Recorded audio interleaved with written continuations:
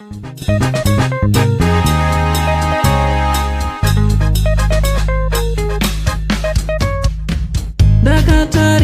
kudenga mtsodzi pamatama ose. Right, vazukuru mastreets esocial media imo mandinoswera ndichitenderera nditi ndoda kuti mube mandinzwa panyaya yaJammaster, mundinzwisise mundibatisise.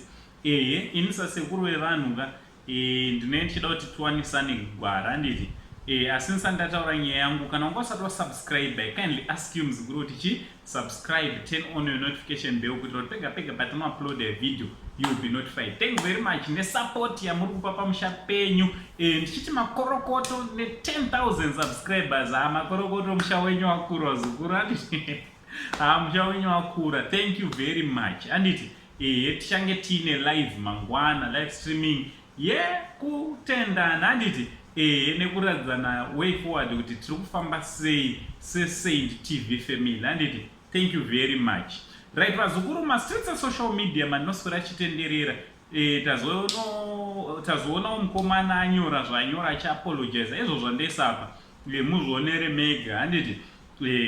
Ndozvanyorwa nemukomana vari kuratidzawo kuti zvandaita hazvina kunaka. Even he himself is disappointed nezvaakaita sekuona kwamuri kuita handiti.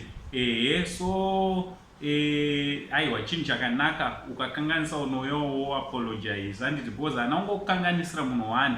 Each and every fan yake akatoratidza kuti whosoever ikwira pastage aigona kungozviita izvozvo. But Jammaster ari kuti hameno chakangondipinda. Munongoziva kuti zvinongowanikwa zukuru kuti munhu unogona kungopindwa nezvinongokupindawo patime yacho wotozoregreta later kuti kuchii chandaita nditi. So Jammaster is regretting, he is showing some remorse according to this letter anditi anyora away.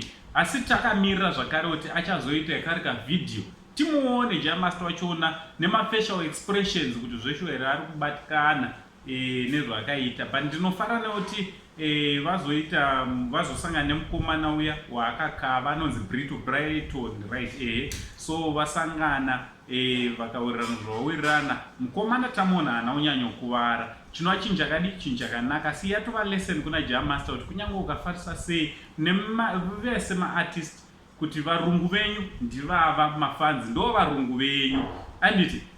So tetezuva vabane vazonyorawo zvanyora vakati aiwa Jammaster mbanje hanzi mbanje musadziwanza vakomana anditi.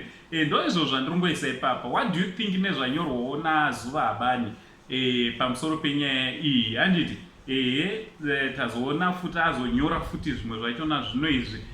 Tingoti mungozvionera mega zukuru zviri kuitika mastreets esocial media.